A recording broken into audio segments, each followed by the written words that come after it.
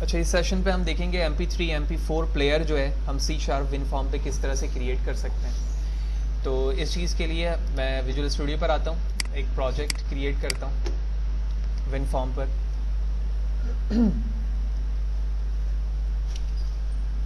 और इसका नाम रखते हैं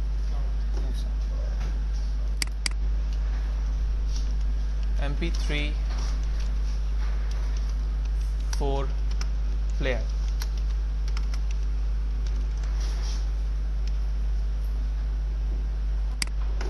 ओके प्रेस करता हूँ। अब प्लेयर बनाने के लिए कुछ चीज़ें बिल्टन तौर पे मौजूद होती हैं, तो उन्हें यूज़ करना होगा।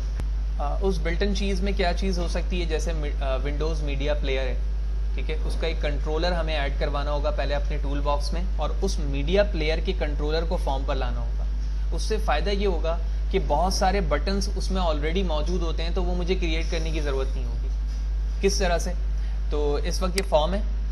फॉर्म पर आने के बाद मैं अपने टूल बॉक्स पर आता हूँ, और टूल बॉक्स पे एक जर्नल है यहाँ पर जो कि एम्प्टी है इस वक्त, ठीक है। इस एम्प्टी जर्नल पर मैं क्लिक करता हूँ। आप उसे रीनेम भी कर सकते हैं। रीनेम करने के लिए राइट क्लिक करेंगे आप इस पर, और यहाँ पर आके रीनेम का टैब है। मैं इसे रीनेम इस वक्त नहीं कर रहा हूँ, ऑल्दो मैं इस पर आऊँगा और यहाँ पर लिखा हुआ चूज आइटम, मैंने इस पर क्लिक किया और आप यहाँ देख रहे हो COM कंपोनेंट लिखा हुआ है, which mean component object model.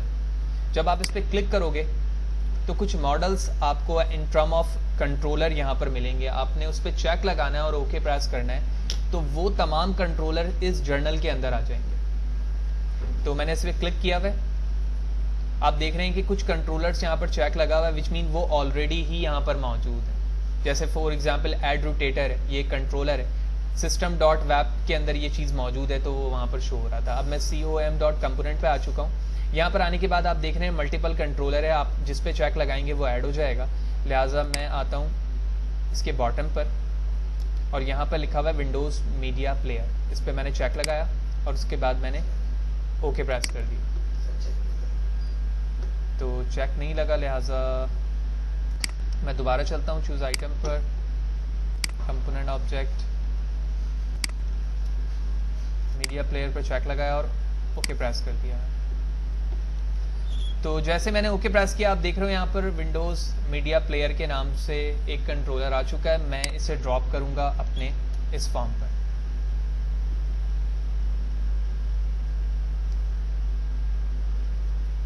तो ये ड्रॉप हो चुका है।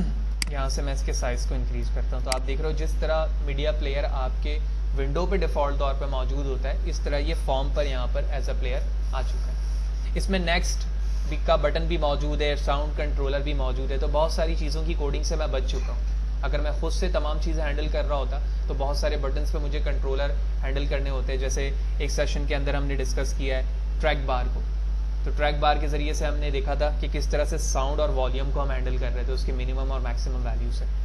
तो यहाँ से मैं इसके साइज़ को एडजस्ट करता हूँ। साइज से एडजस्ट करने के बाद मैं टूल बॉक्स पर आऊँगा और एक लिस्ट बॉक्स ले लेता हूँ। तो ये लिस्ट बॉक्स है, लिहाजा इसकी एडजस्टमेंट करता हूँ मैं यहाँ पर। फॉर्म के साइज़ को थोड़ा सा इंक्रीज कर देते हैं और एक बटन ले लेता हूँ।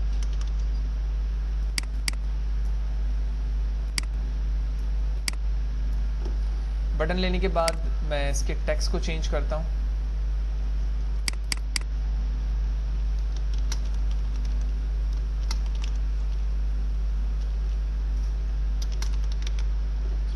ठीक है, इसके ज़रिए से हम उस डॉक्यूमेंट को या उस फाइल को चूज़ करेंगे जो कि आप इस प्लेयर पर रन करवाना चाह रहे हो। ये करने के बाद मैं कंट्रोलर पर आऊँगा और यहाँ पर file dialog, open file dialog यहाँ पर मौजूद है कंट्रोलर, मैंने इसे ड्रॉप कर दिया। इस कंट्रोलर के ज़रिए से मैं डायलॉग बॉक्स को ओपन करवाऊँगा, जहाँ से मैं अपनी मर्ज़ी के मुताबिक फ़ाइल को चूज़ कर सकता हूँ। मैंने इस पर क्लिक किया, इस ओपन फाइल डायलॉग पर, और इसकी प्रॉपर्टी पर आऊँगा।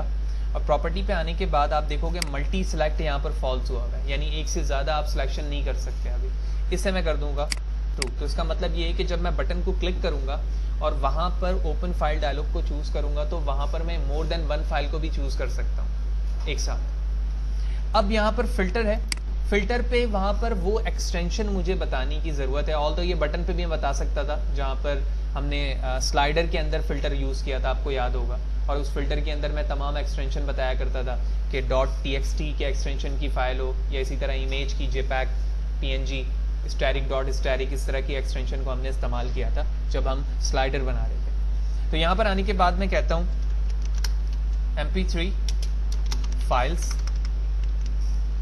और का साइन, उसके बाद मैंने कहा static.mp3 एक्सटेंशन, फिर दोबारा मैंने और का साइन दिया और WAV, ये MP3 का एक एक्सटेंशन है, वो मैंने लिखा WAV फाइल्स, और उसके बाद और के साइन के साथ static.wave। तो यहाँ पर इस वक्त मैंने सिर्फ MP3 को कंसीडर किया है, ठीक है। पहले हम इस चीज को चेक करेंगे, देन MP4 को भी इस पे प्ले करवाऊंगा, यानी जो फाइल हो MP3 की चूज की जाए तो MP3 के फॉर्मेट पे रन हो जाए, और MP4 को अगर सेलेक्ट किया जाए तो MP4 चल जाए। तो लिहाजा हमें अलग अलग बनाने की जरूरत प्लेयर की नहीं होगी, बल्कि जो फाइल का एक्सटेंशन होगा उसके रिस्पेक्ट से हमारा ये प्लेयर जो है उस फाइल को रन करेगा। लिहाजा ये चीज मैंने यहाँ पर बता दी। इसके बाद मैं बटन की इवेंट पे चलता हूँ, जहाँ से फाइल चूज की जाएगी, और यहाँ पर आने के बाद ग्लोबल मैं कुछ एरे डिज़ाइन करता हूँ। तो स्ट्रिंग टाइप का मैंने एक फाइल और पाथ्स के नाम से एक एरे बनाना है, लिहाजा इसके लिए मुझे स्ट्रिंग के साथ लार्ज ब्रैकेट ओपन क्लोज करनी होगी, ये दोनों वैल्यू को हैंडल करेंगे।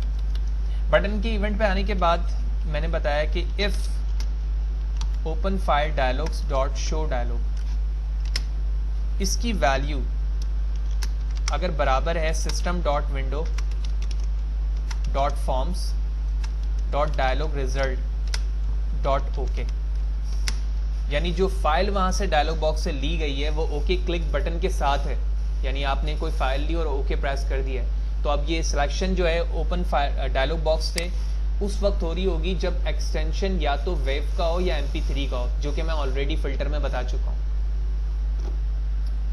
तो वहां से यूजर ने कोई भी फाइल सेलेक्ट की और उसके बाद ओके प्रेस किया। अब वो जो सिलेक्शन फाइल होगी वो दो ही तरह की हो सकती है, वेव की या फिर MP3 की।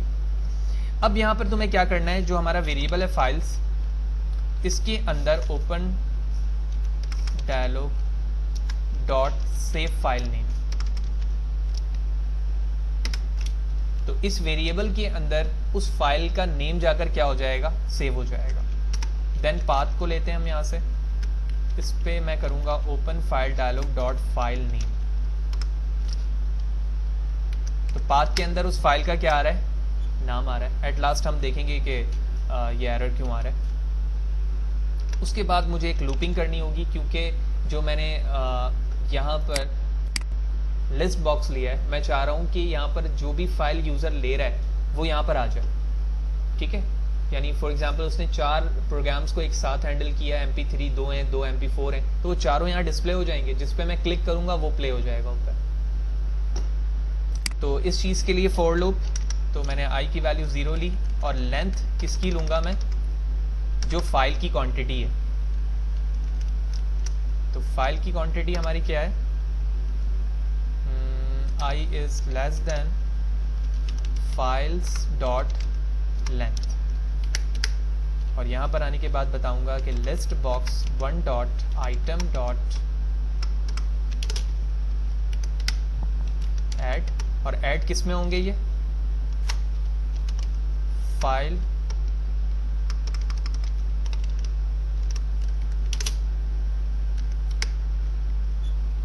आई।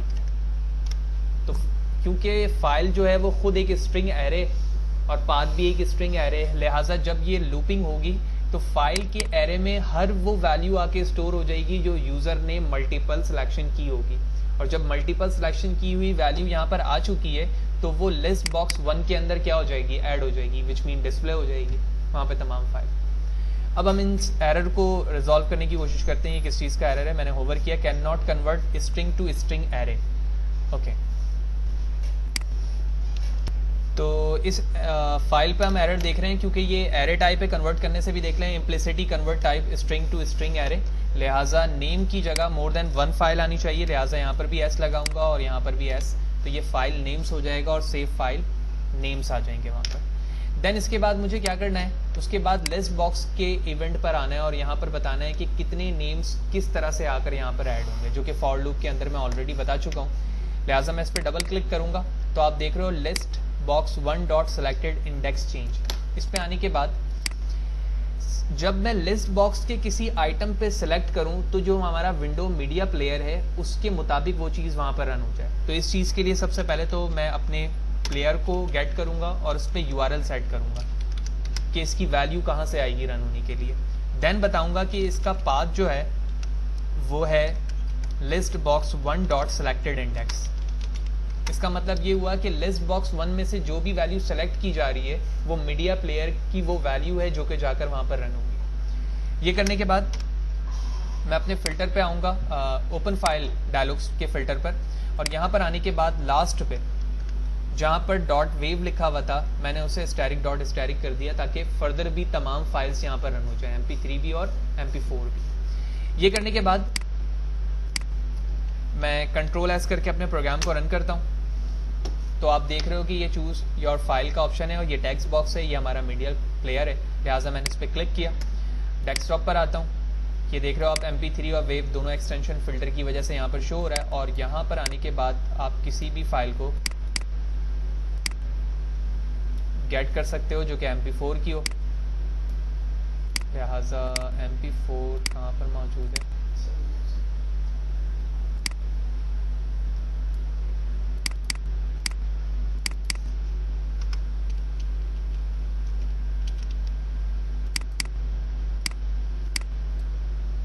ठीक है। वेब फाइल पे मैंने क्लिक किया तो ये कुछ मेरी वीडियो आ गई जो कि वेब एक्सटेंशन की थी, लिहाजा मैंने उस पर क्लिक किया और ये फाइल यहाँ पर ऐड हो चुकी है। दोबारा आता हूँ, इन तमाम की सिलेक्शन एक साथ करता हूँ क्योंकि मैंने ओपन फाइल डायलॉग बॉक्स के अंदर जो फॉल्स हुई थी वैल्यू मल्टी सिलेक्शन की उसको ट्रू कर दिया था। मैंने ओपन पे क्लिक किया, तमाम फाइल आ चुकी हैं यहाँ पर। जिस पे क्लिक करूँगा वो उसका कनेक्शन जो है उस विंडोज़ प्लेयर से पड़ गया और देन ये चीज़ रन हो रही है। आप देख रहे हो साउंड, ठीक है, ये बटन यहाँ पर स्टॉप का है और तमाम चीज़ें बिल्कुल वैसे ही हो रही हैं। पाउस को दोबारा क्लिक करेंगे वो चीज़ कंटिन्यू हो जाएगी और आप देख रहे हो कि वो रनिंग स्टेज पर उस वक्त चल रहा है।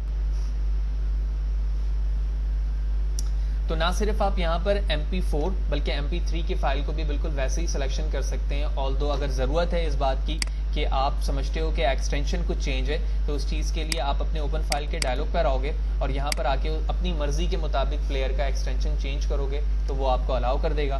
देन आप अपनी मर्जी के मुताबिक फाइल को चूज़ करके उसके मुताबिक वहाँ पर प्ले कर सकते हो। इसी प्लेयर पर MP3 भी हो जाएगा और साथ ही साथ MP4 भी रन हो सकता है।